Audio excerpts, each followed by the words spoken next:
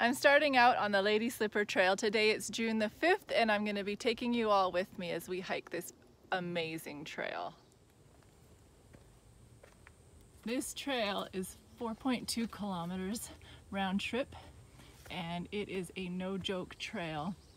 It is steep, you are climbing a mountain, but it is so worth it.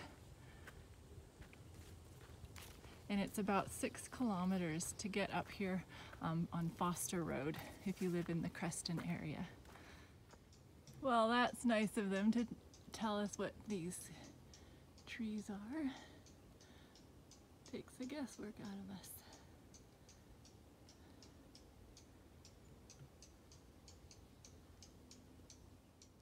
Aw, a tree especially for all the creatures of the forest. They gotta love this tree.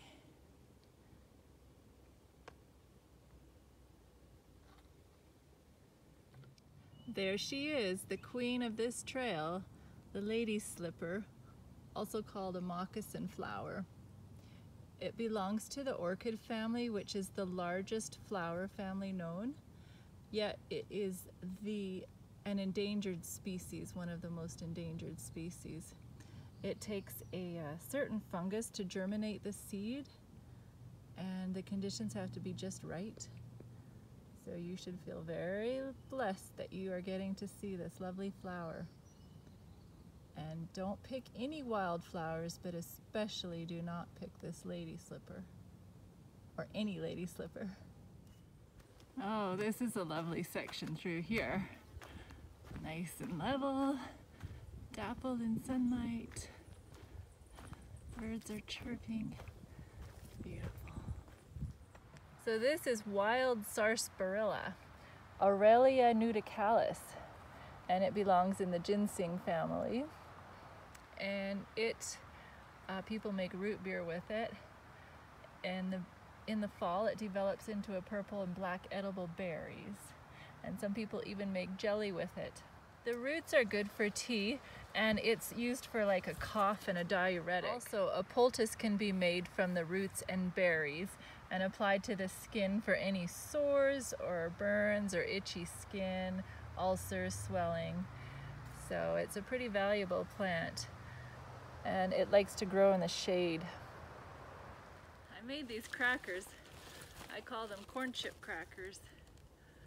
They taste an awful lot like corn chips to me, but there's no corn chips in them.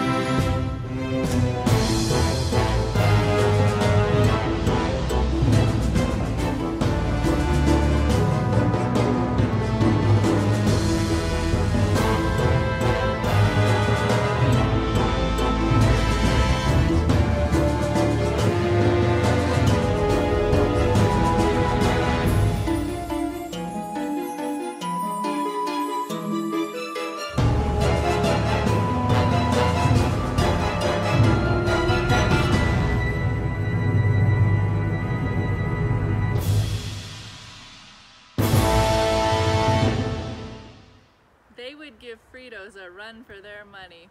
I hate to brag, but they are good. Forgive me as I pant along, but I'm willing to take breaks whenever I need to. And that's the beauty of hiking alone, is you can rest and enjoy the surroundings whenever your heart desires. But I also enjoy hiking with other people. So I do have a few good friends that we go out together a lot. I really appreciate that too. But I do enjoy my alone time as well. so beautiful. So you guys are really in luck today. This is another rare find. This is called a cauliflower mushroom or a brain fungus. And believe it or not, it is edible. It is quite delectable, I understand. And it is not very popular. People are really excited when you find them. So this is a real treat. They burst forth from pine needles, as you can see, and they live and thrive on conifer roots. So that's pretty neat. They've done research on them, and they have been known to have anti-tumor properties and to contain chemicals which may stimulate the immune system. So it's a pretty valuable find here on this lady's slipper trail. And there are no poisonous lookalikes. So when you find this, you are safe. So one of my childhood friends, Shelley, and her cousin and I are going to be hiking the Wonderland Trail in September. We won the lottery for that, and I'm so excited. So the first piece of gear that I bought is this Deuter backpack. And I tried on 3 different packs, but this is the one that fit me the best. And I am so happy because it's the only pack that came with a flower. And how perfect is that? It was meant to be mine. I just love it. It is so comfortable too. That first lake you see there is Duck Lake.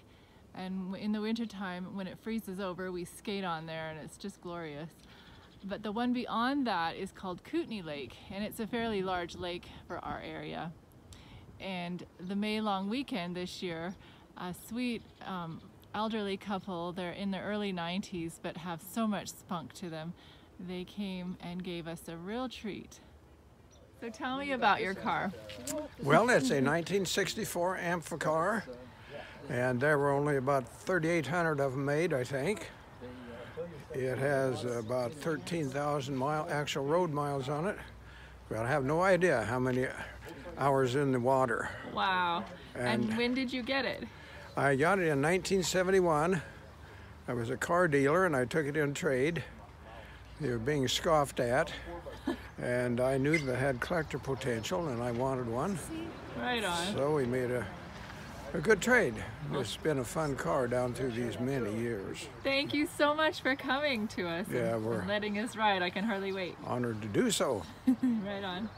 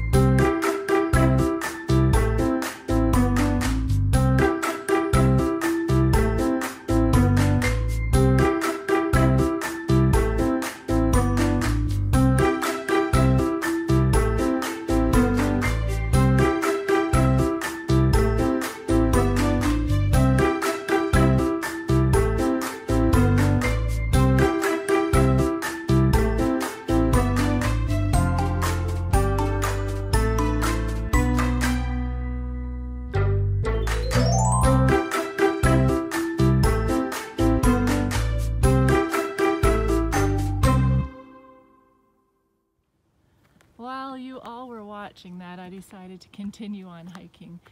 But that was such a neat experience, a once-in-a-lifetime opportunity. I'm so grateful to them for coming and sharing that with us. I was a child in the 70s. I was the oldest child, only daughter, and the 70s were such a rad time. They dressed so cool back then.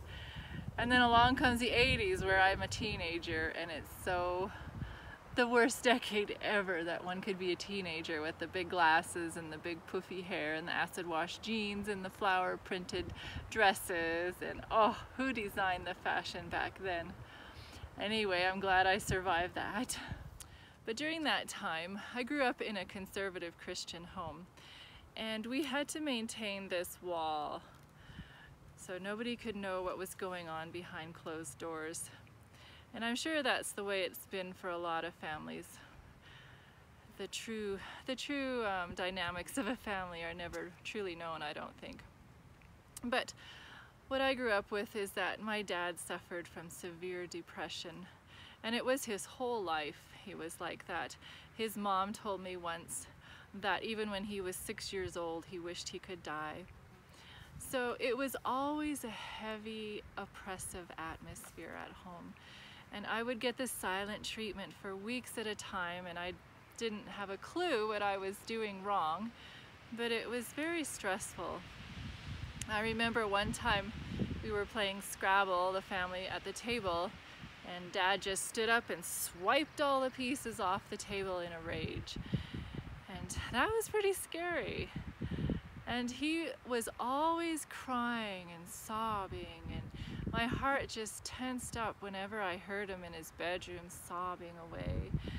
And I couldn't bring friends over very often because I didn't want them to see him crying or see him moody. And it was always just really hard to be around that. But on the outside, going to school, going to church, you always put on a smile, and yeah, you lived a different world. It must be horrible to go through a depression. I've never really experienced that. I've had deep sadness, but never a depressive outlook on life. So my heart does go out to people that do suffer from depression. But for me as a child, it was very difficult. And I think the way it's affected me now as an adult is that I still maintain this wall, especially with friends, close friends. I'm trying to learn to be more open, but it does affect you. And I want to say that Dad was in a good mood sometimes, and he's hilarious. His quick wit and his humor was just a joy to be around when he was in a good mood. But mostly it was just an oppressive atmosphere that we had to live in. So being raised in a Christian home also turned out to be a real blessing. I read the Bible lots, and it was actually a really comfort to me. David went through distressing times, and so I related to him. The Psalms are a great read for those who are having difficulties. He says that the Lord is near to those who have a broken heart. And I often had a broken heart. And so I clung to that. And he says, "For you have been a shelter for me, a strong tower from my enemies. Deliver me out of the mire and let me not sink. Even the youth shall faint and grow weary." And that was certainly me. "And the young men shall fall away. But those who wait on the Lord shall renew their strength. They shall mount up with wings as eagles. They shall run and not be weary. They shall walk and not faint." And that has been my go-to verse. I do a lot of walking.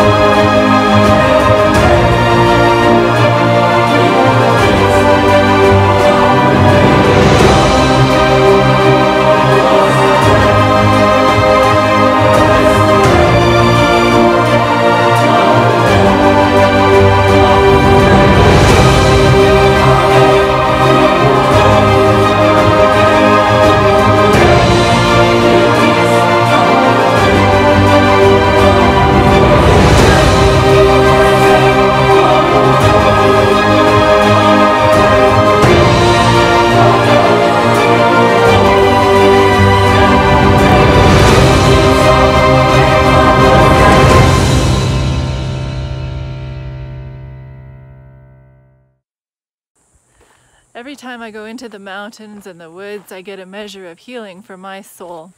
So that is why I call myself the healing hiker. But I also would like to be perhaps a starting point for your healing. And so what I would like is for you out there who have had similar story as mine, if you have grown up with depression in the home, either from your mom or your dad, and how it affected you, I would love to hear from you. So if you don't want to leave a public comment, I will provide an email address for you to communicate with me. Or also, if you want to do it the old-fashioned way, I would love to get a letter from you in the mail, so I will give you my mailing address as well. And I really hope to hear from you, because often telling your story can be the starting point of healing. And that's my goal, my mission, why I'm doing this. So I'm going to be sharing more of my story. There's lots more to tell, unfortunately and fortunately. I am grateful for my life, actually, and what I've been through, because that can make me more compassionate towards others, and that is my goal, my wish.